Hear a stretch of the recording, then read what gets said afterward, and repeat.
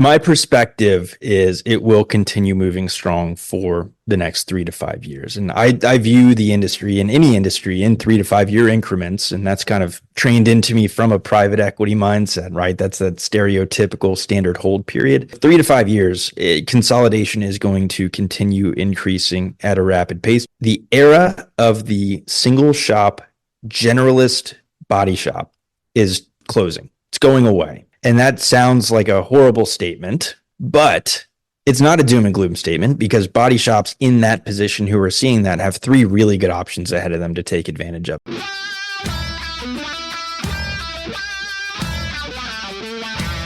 Welcome to the Mind Wrench Podcast with your host, Rick Sellover, where minor adjustments produce major improvements in mindset, personal growth, and success.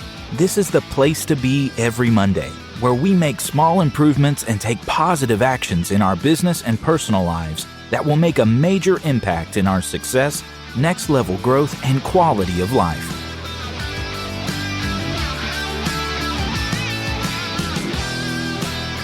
Hey, what's up, everybody? Welcome to the Mind Wrench Podcast. I'm your host, Rick Sillover. Thanks so much for stopping in.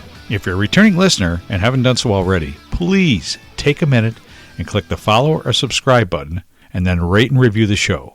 When you rate and review the show, the algorithms for Apple, Spotify, Google Podcasts, iHeartRadio, Amazon Music, and all the other platforms will see that it's valuable and show it to more people that have never seen it before. And hopefully it can help them too. I would really appreciate your help sharing this word with your friends and family as well. And if you're a brand new listener, welcome. I hope you find something of value here that helps you in your personal or professional life as well. Please make sure to click the subscribe or follow button so you never miss another episode. Recently, I had the opportunity to sit down with a very sharp young man whose incredible knowledge and passion for this industry certainly does not go unnoticed.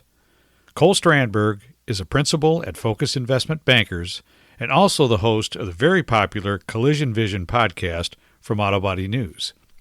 This week, my special guest and fellow podcaster has been working in the collision industry since childhood, growing up in his family's equipment distributor company, which now serves the whole Southeast, but with a keen eye on the financial end of the business.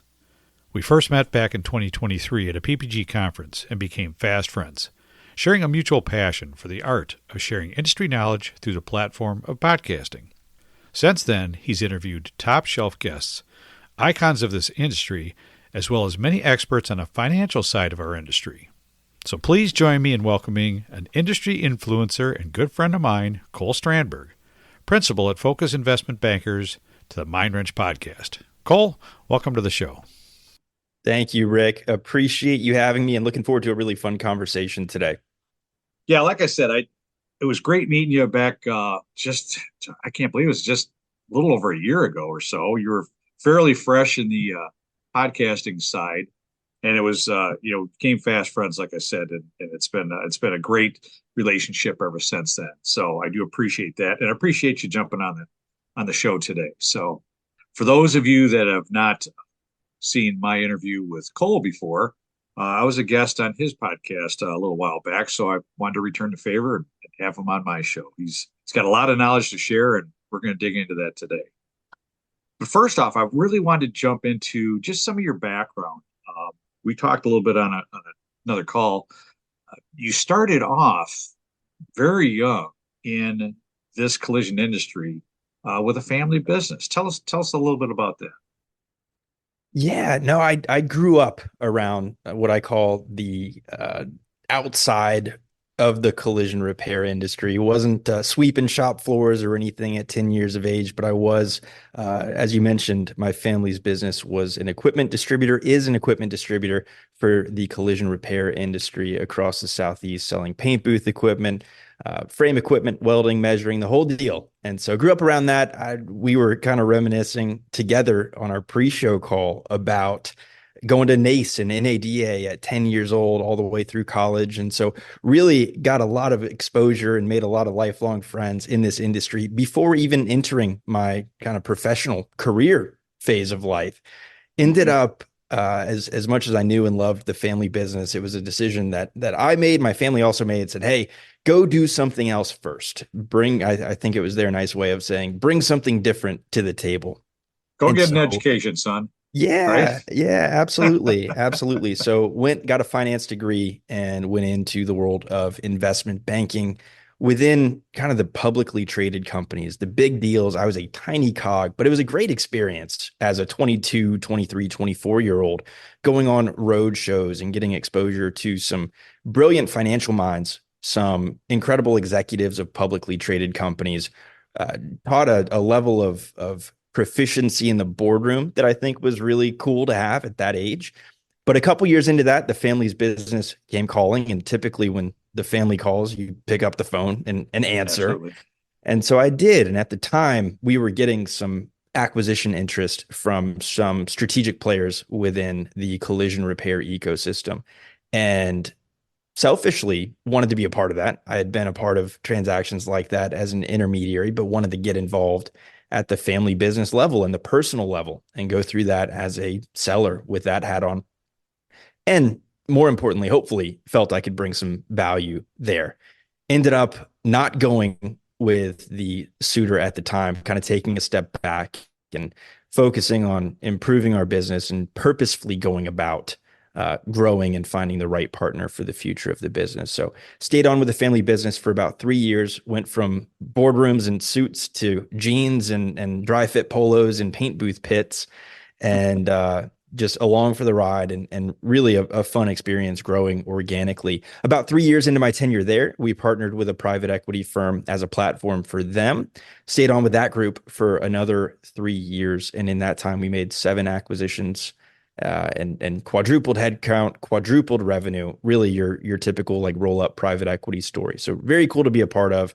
And we'll dive a little bit more into that. As you mentioned, currently principal with Focus Investment Banking, where I focus exclusively within the automotive aftermarket and really within that collision repair world, doing sell side advisory, capital raising, and buy side advisory for collision repairs.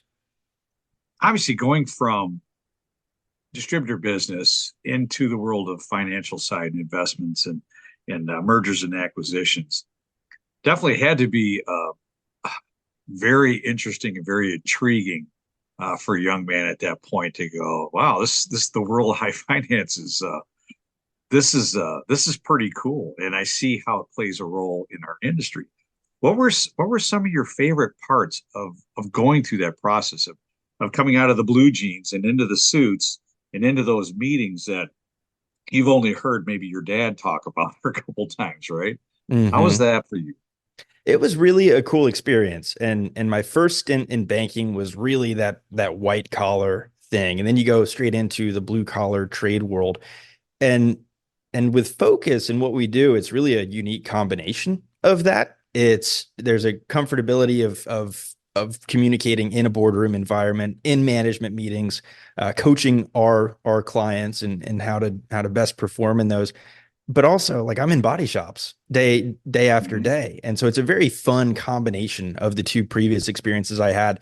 Something I didn't mention was while with the family business, went to go to grad school, and while working full time there, and that focus was in it was a master's of science in entrepreneurship. And so just kind of furthered my passion for entrepreneurship, the respect for entrepreneurs. And throughout that whole time, I knew just how great the people in the collision repair industry were. So it's been a fantastic combination, and a really fun experience. If you're looking for a competitive edge for your business or a more effective jumpstart to your personal development in 2024, I'll make your first step super simple. It is a fact that an incredible number of the most successful business owners, nearly half of the Fortune 500 companies, top earning professional athletes, entertainers, and industry leaders like Microsoft's Bill Gates, former President Bill Clinton, Oprah Winfrey, Richard Branson, Amazon's Jeff Bezos, and Salesforce Mark Benioff all have one thing in common. They all have at least one coach, and some have several, that they work with on a consistent basis. Someone that helps guide, mentor, and support them, challenge them, help them set and achieve goals that move them forward, and then hold them accountable to follow through, driving personal and professional growth. Working with a coach has many substantial benefits. Just for an example, 80% of coaching clients report improved self-esteem or self-confidence thanks to coaching. 99% of individuals and companies that hire a coach report being very satisfied, and 96% would do it again. If deep down You know it's time to make those improvements in your business, your personal life that you've kicked down the road year after year. If you're tired of knowing there's a better version of you waiting to shine, but unsure of how to bring that version to light. If you're tired of wanting to enjoy a more successful business, but not sure how to start. And if you don't want to go another 12 months without better results, but you don't want to go it alone, then take the first step. It's super simple. Sometimes talking to the right person can make all the difference. Go to www.ricksolover.com/contact and I'll set you up with a free consultation call with me to see if one-on-one coaching is right for you. Well, that's awesome. That's awesome. What a great look at the whole industry from all levels. Starting off. So you alluded to the fact that you did get introduced to the mergers and acquisitions part of the business with the collision side fairly early on. So is that still a strong part of the portfolio that Focus works with, or is that like an equal sized sector to some of the other stuff they do?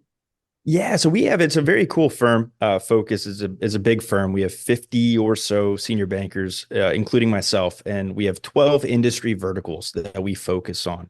And automotive aftermarket is where I spend my time, along with four other senior bankers, some analysts and support staff. So that is, in my opinion, one of the strong teams within the firm, but we have many. And it's been a lot of really good things happening in this industry. And I'm sure we're going to dive into that a little bit further. But the Absolutely. tailwinds here, the consolidation, the new up and coming players that are going to be around for a long time, a lot of fun stuff to talk about. Excellent. Excellent. Yeah, as you can see, a lot of people don't realize how much private equity and investment money is pouring in to the collision industry. I would have never expected this, a few years ago, but man, oh man, you know, obviously there's reasons for that, right? So there's probably some science and some data behind investing in collision centers and mechanical and glass centers. So yeah, we'll dive Oh, into that definitely a little bit more. So absolutely. A lot of smart money involved and smart money waiting to get involved, waiting for that right opportunity. yeah, and it's funny. Just on a side note, through my career as a distributor for 30 some years, heard a lot of shops, a lot of shop owners, a lot of upper management saying, "Well, there's no money in this business anymore," and it's just there was so much negative talk on it. It's like, wait a minute, I'm pretty sure there's still money to be made in collision. There's must be something that you're missing or whatever. But I never would have expected the amount of millions of dollars that are being dumped in right now. So very very interesting on this. So, but I want to shift gears a little bit, Cole, and I want to talk about something that's passionate for me and a big part of my life, and I know it's a big part of yours now, and that's podcasting. Oh, yeah. It seems to have taken massive jumps and leaps in all aspects of every industry right now. Everybody seems to have a podcast for whatever the hell they do, right? So, but when I jumped in back in 2020, this is right as COVID was hitting, is when I started really crafting. Okay, what do I want to do? What do I want to say? How am I going to do this? Didn't know anything when I got into it, but figured it out along the way. But I always had that thought, well, this could pan out in 4 or 5 episodes. I think the stats back then were usually podcasts last about 7 episodes and people give up on it, right? Yep. So here I'm up in approaching 200. You're in the I think in the 70s, low 70s or something like that. Um, Yep. how did that transition start for you? Because I'm really happy that I jumped in when I did, and I really enjoyed doing this. It's been a great piece of my life. But so, how did you evolve into that from where you were at? Yeah, well, it was as a consumer. I think looking back and going into college, even that whole journalism thing was kind of in my mind and ended up not doing it. But it's always been something cool, like good media. I appreciate, I respect, I consume it like crazy.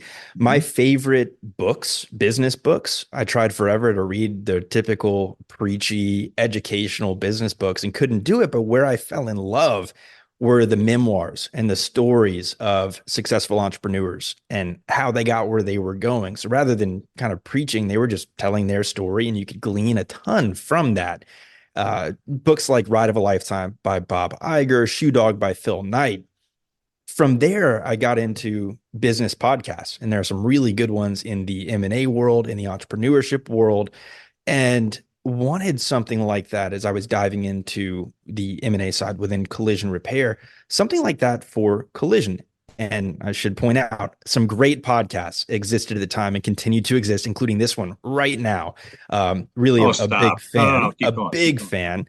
But I wanted something, especially for me. I joke about it, but it's Yeah. true. You do not want me working on a car or talking about how to work on a car. I have negative knowledge in that world, but I know and knew at the time there are so many great entrepreneurial success stories who those stories can educate and help the next generation of entrepreneurial success stories. And so that's where the idea of the collision vision was born. And at the time, was working with Auto Body News and writing regular columns for them on the business and M&A side of collision repair. And we approached this idea together. And from there, the collision vision was born.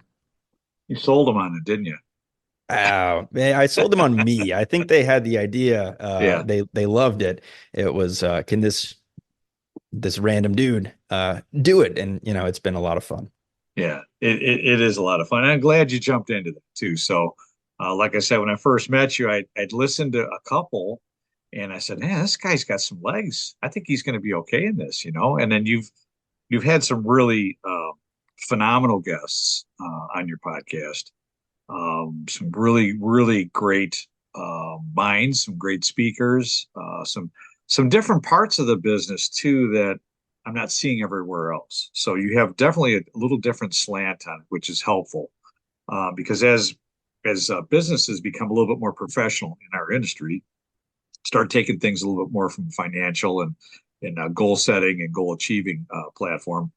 You need to kind of know about some of the business pieces that maybe they weren't familiar with before, and some of the great minds that are entrepreneurial that can spell out how to make a better path to where you want to end up, right? And I got guys like my friend Matt DeFrancesco that does a podcast, but he does it on generational wealth, and I know Matt. Oh Um, yeah, yeah, yeah. there's Another like I great said, one. it's another piece of it that most shops just don't think about. But once somebody brings it to your attention, it's like, oh yeah, I guess I probably should pay attention to that. And it's awesome that we have people within this industry now sharing that kind of knowledge for everybody that's involved. So Sure. I think it's beautiful. Absolutely, man. And to that point too, I think it's such a cool group of podcasts within collision repair that really come at it from a different perspective. And I think something that you highlighted that's so important is there is no shortage of really good guests to come and Right. bring their own. You and I have talked about it offline. The knowledge that we've gained from podcasting, just from the incredible guests that we're able to have on and have this really intimate 30 minute to hour long conversation. It's so cool. I feel like I learned something literally every week recording that I didn't know going in. And so many great minds out there that it's an honor to be able to help spread their message. Absolutely. I couldn't agree more. In fact, as many years I've had this trade, you'd think, well, I'm probably have absorbed about all I can absorb, right? But I'm learning something every time I talk to someone. I see a different perspective. I see something else that they see that maybe I didn't see that's beneficial to not just me. I don't own a shop, but it's beneficial to all those that have shops that are working their guts out trying to make it happen. And that's really some of the passion I have for wanting to share the messages that I do is if it helps one shop owner, two shop owners improve their business just a little bit, then it was time well spent by me or whoever the podcast guest is. So, Sure. And Rick, it does, right? I've been with you in Miami, in Vegas, when mhm. folks come up to you and us and talk about how much it's helped. And it's really cool what you do, and it's incredible. Well, I appreciate that. It is very self-satisfying to hear somebody say, I've had guys call me, I've had guys send me a text and emails go, hey, your message this week, man, just helped me in it. I was going through this thing and it's like, that's awesome. That will keep me fired up and keep doing this for another 200 or 500. I got one of my favorite podcasts that I've been listening to for a long time. I think he's at almost 5,000 episodes. That was his goal. He's one of the first guys that started doing it. But anyways, I was going to ask you, the concept of this, what you were going to do with the collision vision, the concept in your mind of how that was, how did that vary to the reality once you started doing it? You know what I mean? Did you have this Oh vision of, okay, man. this is how it's going to go, right? And then reality sets in and Yep. it's different. Yeah, I think it's really checked all the boxes I wanted to check going into it. I think it's evolved based on some really good feedback we get from listeners, based on the needs of the industry, based on the technology within the industry. Like we see ourselves talking about things that wouldn't have even thought would be on the radar a year and a half ago. So I think more in the content it's evolved. I think the whole design of the podcast has really been effective. I think again, kind of moving on into the future and see what it looks like. We tried to keep it really diverse in the content. We'd go from one topic and one type of guest to an entirely different, to a different, and then back to the original and try to keep it fresh. I think now we're buying into the series based approach, where at the time of this recording, we're in the middle of a 2 month long series on MSO leadership. Previous month was technology. So it's just absolutely doubling down on some of the most important things at the time rather than trying to keep the content diverse. Absolutely. And that leads me into my question. I was going to ask that, to tell us a little bit about the MSO Chronicles. I listened to past couple of those. Those are great. And getting those high level people from those MSOs, even like now Michael Giarizza, that guy will he's so cool. He's so generous with his Great time guy. and his thoughts. I've ran into him. He barely knows me, but I've ran into him in a couple different places, and he'll talk for 45 minutes and give you any information you want. He's very open with that stuff. And are you finding that the MSO world, they're responsive to wanting to talk on your podcast about their success and maybe their path and their history and stuff? Yeah, generally they really are. When you get big finance involved and even in some cases publicly traded companies involved, there are some moving parts that you have to deal with. Yes. But Yeah. overall, I think it speaks to a broader mindset shift within the industry. And I know we'll dive a little bit deeper into Yes. how the industry is different today than it was in the past. But there's this real willingness and openness to share what in the past might have been guarded, but is now something that's really valuable to help others within the industry. I think that mindset has shifted from, hey, you're our competition. We're not going to share anything that can help you, to we're all kind of in this boat together as one industry moving forward. So that's definitely been the case with the technology series, with the MSO series, and would expect that to continue along as we get into other topics. Absolutely. Yeah, I do feel that we are now, as a collective industry, we are more of a let's all get on the same boat and let's all grab an oar kind of mentality. It's everybody. Listen, I grew up in an era of I'm shutting my door because I don't want the guy down the street even seeing that I have cars in here, let alone what kind of equipment I have or don't have. Right. So everybody was very protective and territorial about their little bitty shop on Main Street. And the next guy was, a couple blocks down, and they wouldn't talk to each other. They'd see each other at meetings or the restaurant or church or something, and they would just kind of like sit and look the other. I mean, it was horrible. It was horrible. And now it's like done a 180, and people are meeting at conferences. They're getting together and talking. They're B2B groups, and it's great for me to see that transition finally happen that I thought I'd never see. So It's awesome. Even yeah, the local associations, iCar, like there's so much going on that's for the betterment of the industry, and everyone really seems to be buying into that, which is a great thing. absolutely. All right, so we'll jump off podcasting because I could quite honestly go for a couple more hours on podcasts. So I want to talk just a little bit for distributorship because we did talk a little bit on a pre-call about you growing up in a distributor, family-owned distributor business, and me being spending my whole life on the distributor side. Other than the first 15 years I spent inside of a spray booth, now working with a spray booth company, I feel like the impact that a good distributor can make is probably overlooked by probably a lot of shops. Just what I've seen from my end, and I want your take on this too. So it seems that your biggest asset as a collision or even a mechanical shop, seems like your biggest asset could possibly be the guy that comes by there. It sells you your tools and equipment, sells you your frame rack, your spray booth, or your paint materials. And I think, through my career, I've met plenty that have viewed you as meaning the distributor, viewed you as a nuisance, somebody that I have to deal with, someone I got to take 15, 20 minutes to talk to.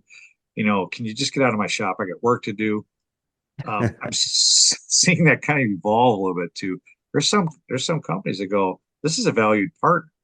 I get more information out of him than I do anybody else in my little world here. So, what are your thoughts on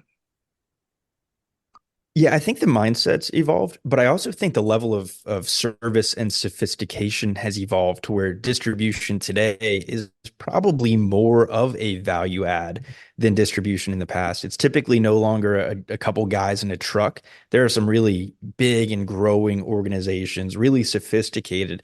And as I look back, I think that's the biggest change in that industry is as putting that distribution hat on it as a distributor our customer base has gotten bigger and more sophisticated. Consolidation, private equity, corporate level employees wanting that one call to make and requiring a level of professionalism that had not been required previously. So I think distribution has stepped up to meet the new needs of the new customer. But that's the goal, right? And there's opportunity there if it's not happening in your market to find somebody who will do that level of service because it's out there. I've seen some body shops and body shop groups who that is an absolute partner in their mind as their paint job or their equipment supplier. There's training included. You're gonna get your phone call answered any time of day or night or weekend. that? That's huge. And I think it's a reality now. Yeah, no, I would agree. I think years ago they weren't viewed the same as they are now, and there is a different level of expectation from a good distributor. And I don't care what side or what part of that business you're talking, but having somebody that's knowledgeable, that is constantly learning, constantly educating themselves, has connected with other parts of the business and can bring that stuff to you. They're more than just a partner and a distributor. They could be a mentor or a coach in your business. They can impact your shop success, I think, more than any other entity that's not in your employment, if that makes sense. Yeah. I mean, as a distributor, you want to put yourself in a position where you have a good sense of where that relationship is. You are a Right. partner. You have built that trust because finding those relationships is not easy. So building them and once you build them to keep them is more fun. Yeah, absolutely. I think there's shops that are stuck with the same old distributor because they don't know that there's better options out there, or they feel the loyal. I understand the loyalty and all that, but man, if and just as an example, I've been in a lot of shops previous years where the jobber rep that comes in there had no value at all, and I mean, couldn't even take a complete order really, but the ownership had a friend that was common with them or something, and they would hold on for those reasons. And I understand loyalty, I understand friendship, but man, when you're not bringing value, you should be really cautious about what you're not bringing to the table because there are guys out there that are killing it, that are smart, that are learning. They bring a world of value with them, and those are the ones that'll be around 5 years from now. So, That's it. The importance to always get better. You don't want to yeah, be, we always used to say, you don't want to be the best bad option. You really want to be good at what you do, right? You can't settle for just being the best of a bad group. yeah, great way to put that. So, anyways, I want to move on from that because once again, that's another one of those subjects that I can talk for a long time on, and No I want to be question. And we mind. have. Yeah, I'm going to be mindful of everybody's time, including yours. But I wanted to circle back to we talk about the mergers and acquisitions piece of your business that you do for a daily living. Give us a little context on where you think that's going right now. It seems to be a lot of it over the past, I don't know, since the very large MSO started buying up shops. It was always a conversation. It was always something people talked about or gossiped about or whatever in the collision world. But now I'm seeing more and more private equity money into the mergers and acquisition side. I'm seeing a lot of single shops that have done well that are now going, hey, I want to partner. I want to finance buying the two guys down the street from me. I know they're not going to make it, right? They haven't even updated their frame rack or anything else, so they're probably not going to be here. They probably can't work on the same cars that we need to be working on. How do you see that activity going forward for next 3 to 5 years? Is it tapped out or is it still moving strong? Oh man, it is still moving strong. And my perspective is it will continue moving strong for the next 3 to 5 years. And I view the industry in any industry in 3 to 5 year increments. And that's kind of trained into me from a private equity mindset, right? That's that stereotypical standard hold period. Right. But 3 to 5 years, consolidation is going to continue increasing at a rapid pace to the point where I have my most incendiary comment I like to say the era of the single shop generalist body shop is closing. It's going away. And that sounds like a horrible statement. And in truth, there's some reasons to it that are not great. It's getting more expensive to repair cars from an equipment standpoint, from a talent standpoint, from a training standpoint. It's more expensive to operate now than it ever has been. But it's not a doom and gloom statement because body shops in that position who are seeing that have three really good options ahead of them to take advantage of. The first one's kind of easy. It's if that ROI is not there to invest in that equipment, to invest in that training. If you're nearing or even thinking about nearing retirement, sell. The M&A market's really strong right now. There are real markets for good businesses, whether that's consolidators, private equity, individual investor buyers, and family offices. There's a lot of really well-funded folks floating around in the buyer universe. So sell, option number one. If you don't want to do that, you have two other options: grow and scale. Go ahead and add shops, grow organically, grow inorganically via M&A. Scale is it's kind of a magical thing. And you see all the smart money flowing into the collision repair industry is using that capital to scale. It's add stores. It allows you to absorb those more expensive repair costs and more expensive talent. It allows you to invest in building a culture. You have more capital, the bigger you get, more layers of management. You can really expand an investment aggressively via scale. The last one I love as well, and it's specialized. Focus on your niche and double down on it. We're not going to be all things to all people anymore as cars get more and more specialized, I guess, and specific in repairing.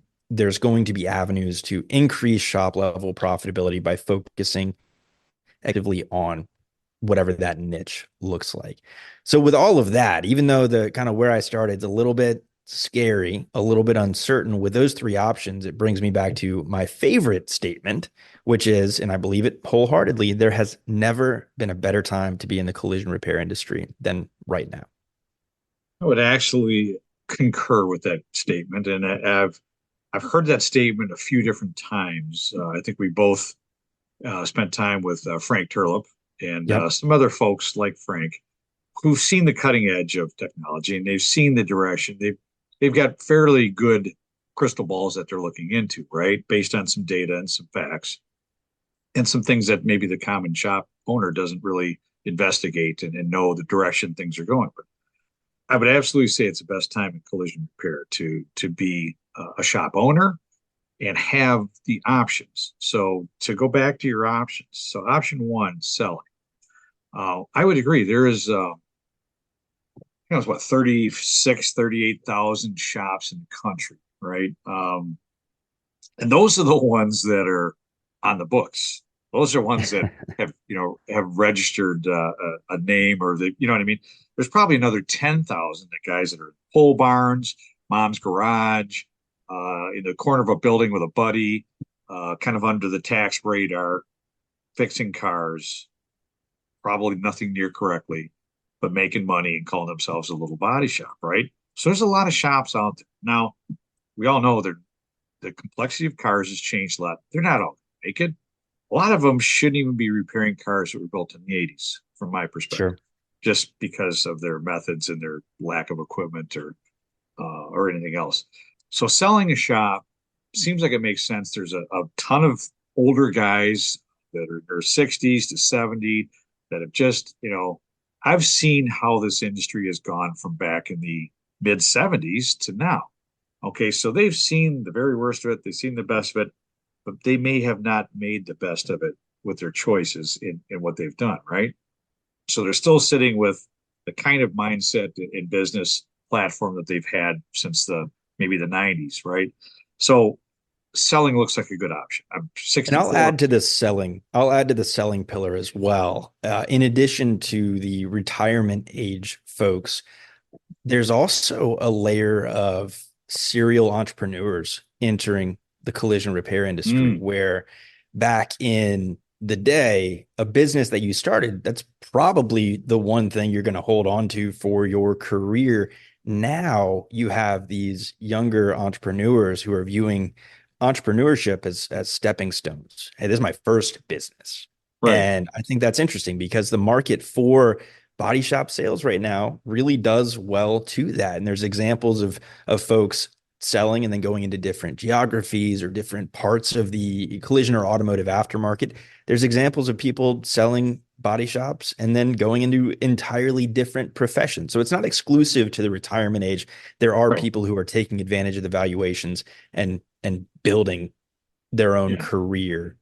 I would imagine there's some fix and flips going on as Oh yeah. well, right? Oh yeah. So, which yeah, that wasn't around for collision shops that long ago. So, yeah, that is definitely another aspect to it. So selling that will make sense for a lot of folks that are at that spot where it's, hey, listen, I've had a good enough career, I'm done, I just want to get rid of this. So, but before you do that, look deeply into your business and go, okay, is there some things I can do that'll better my business enough to where it's more attractive? Maybe I get a little better sale down, right? So I think there's some basic little things that shops can do before they just go, that's it, done, I've had it. Somebody come buy this thing, right? So that's selling. You get into scaling, right? So if you've got a good shop that's running well right now, you've got most of the decent equipment that you should have to repair today's vehicles. You're trying to follow that path of maybe doing the OEM style repairs or just doing a good collision repair job that's safe, right, for customers. And you've got good presence, you got people coming in, you got partners, whatever it is. Yeah, buy some other shit, buy some of those fix and flips, turn those into good shops, grow your brand, grow your footprint, because it would make sense to have a nicer footprint. So at some point you do want to exit and go into another business. Now you've got something to sell to a larger MSO that's looking for a missing piece of their footprint, maybe in your market, right? So great option there. Sure. Absolutely a great option. And I touched on some of the benefits of scale. I think one other benefit of scale that when you talk about that 3 to 5 year private equity hold period, there's a real example of multiple arbitrage where in meaning one shop might be worth some number or percentage of revenue X, but 10 of those shops together is now worth that multiple of, call it, two times whatever that number or percentage was. So scale, naturally, bigger companies traditionally get bigger multiples. So as you grow, not only do you increase the profitability, the revenue, what have you, theoretically, the desire is to exit at a bigger multiple than where you entered. Right. Good business sense. And not everybody may look at that way, but yeah, I didn't know that that's how that works. So you have a larger footprint, or yeah, you'll actually get larger percent of or larger multiple of EBITDA, right? Yep. Awesome, great advice. Traditionally, Tradition, traditionally, right? no hard and fast rules in No, finance. not in Yes. this world, no. And the third concept of specializing, I probably like that one most. And that's the one if someone asks me, a collision shop owner that I run into at a conference or something like that, and they go, here's my situation. What do you think I should do? Well, you're fixing a lot of Teslas, right? You got a great mix of Teslas and some higher end jobs, or just some late model Cadillacs, or a nicer brand stuff. That's a perfect example of, double down on doing the Teslas or the Lucids or the Rivians or whatever the brand is that you got. Make yourself an EV shop and then specialize in that. Be the best in your market at it, and then expand. Get a couple more shops. Do the same thing, right? I think that's a recipe to last a long time. Yep. Or if I've got a couple shops in my market, they do just simply high end stuff. They're doing BMWs, Mercedes, maybe Rivian, but that's all they'll focus on. They're not even going to go look at a a Chevy Volt that rolls up or some other non-high end vehicle, and they're Sure. really good at it, and they can duplicate their shops, which some of them have. So Yep. I think those are great directions to go because if we look into the crystal ball about what's coming down the road, specializing seems like it probably makes the most sense. Look at the Amazon delivery trucks, right? How many of those did anybody expect to see 4 or 5 years ago? Well, maybe a handful, right? They're everywhere. You can't go down one Yeah. street without running past 3 or 4 of them. Well, they're all, they're on time crunch. We got to hurry up and hit all these stops. They crunch them. They run into shit. They scrape things up. They got to get them fixed. Amazon wants to keep them look good, right? So there's all of a sudden now a whole big slew of people wanting those high top, prep decks and high top booths, and it's because that's a niche market that is hot right now that people are starting to look at. So Oh, I think there's man. a And lot of and room there. and could not agree more. I think your logic is sound. I would not, from my perspective, assign any of those options as the best option, only because it's so dependent on the person. The It's person. dependent on their skill set and their business desires and their goals for their careers. It's also dependent on the market and it's dependent on their relationships. But I think if a lot of the shop owners who have an appetite to do one of those three and aren't sure what those are, take a step back and take an inventory of yourself, what you, in a perfect world, what that business looks like 5, 10 years down the road, and Mm-hmm. what the lifestyle looks like, and what you personally are going to be best at executing. Are you that MSO CEO figure? Well, Yep. maybe you should trend that direction. Are you really good good relationships or something within the OE world? Like, well, hey, look at specializing. So so many good options, and it's so perfectly tailored for different types of people to pursue different avenues. That's a great summary, Cole. It really is because I feel the whole idea of sharing a message like this, and I appreciate you being here and sharing your insight on it. So it's not just some old nut like me spouting off. Um, I think the message is, if you're a shop owner out there, you're just not sure what you're going to do, but you feel a lot of people feel this way just because I've worked on mindset stuff for years, and a lot of times people just don't understand that they are in control of their destiny. They can make the changes that they want to make. They do have options, and you're not stuck with anything. You're not stuck with any position that you're in. But if shops can understand that they have options, if they still like this business, they still like fixing cars, or they like being a collision center, you do have options. There's different directions to go. The world's kind of wide open. So if people don't get anything else from this message but that would be the most important thing is you will always have options. And I've said this before, I don't give a shit if cars are flying.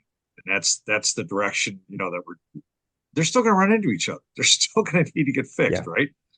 Totals will probably be a little bit more expensive, but still, there's always going to be That's a it, need. though. That's the opportunity. It's why the Yeah. opportunity in this industry is so exciting. And I don't want to take us in a direction you're No. not looking to go here, but I think the overarching theme that I try to put out there, I know you do the same. I know a lot of our colleagues do as well, is the positivity Yes. surrounding this industry.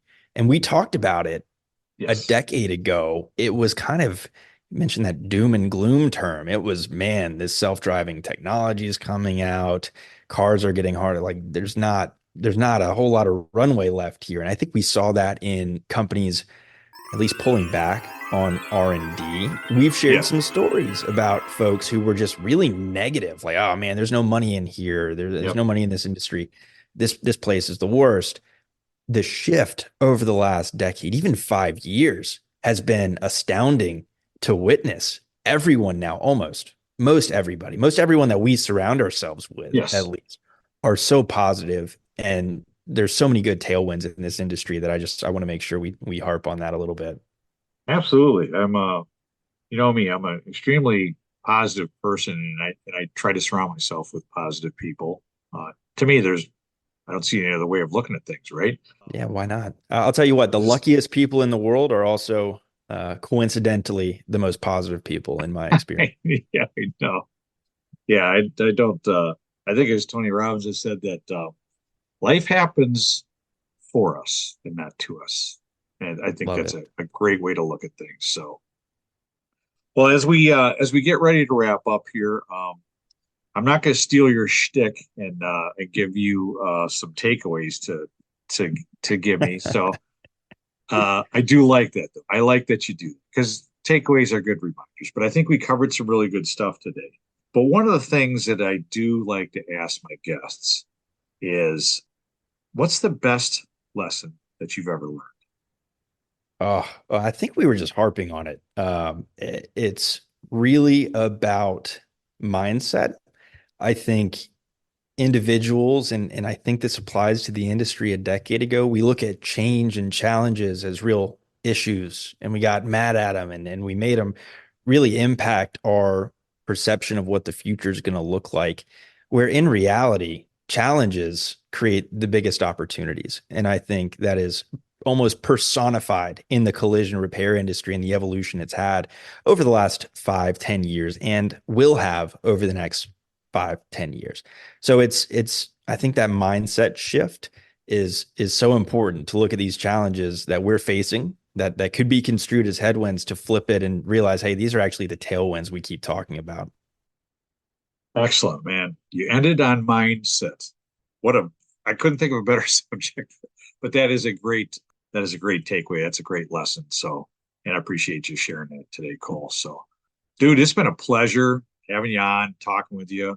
I look forward to seeing you again. I believe I'll probably see you at CIC here in a few weeks, right? So, Gonna we'll do my best. Yes, do we're your gonna get best. together here soon. Okay. Absolutely. I know we're on the circuit and no, really appreciate you having me on and appreciate our friendship and just can't appreciate enough what all you do for the industry. Keep up the great work. Thank you, Cole. Appreciate that, you too. And for everybody out there, see this, we're not competitors. We're in the same field. We do the same thing. We talk to the same audience, but we're friends. We share, and I think that's the whole thing. That's what makes life great, right? So, Cole, what's the best place for everybody to reach out? And if they need some questions answered, whether it's on mindset or financial mergers and acquisitions, what's the best way to get a hold of Cole Strandberg? Yeah, really active on LinkedIn, LinkedIn. Cole Strandberg, and I'll share a link with you. And Additionally, anybody can email me with any questions at all. I'd love connecting with people. In fact, one of my internal KPIs is just connecting like-minded folks who can benefit from knowing each other. So anything at all, you can reach me at cole.strandberg at focusbankers.com. awesome. I'll make sure I put all the contact stuff in show notes so everybody will see that. Once again, thank you so much for sharing today. I appreciate it. And I look forward to seeing you in the future. Thank you, Rick. Likewise. Well, I hope you enjoyed my conversation with Cole Strandberg.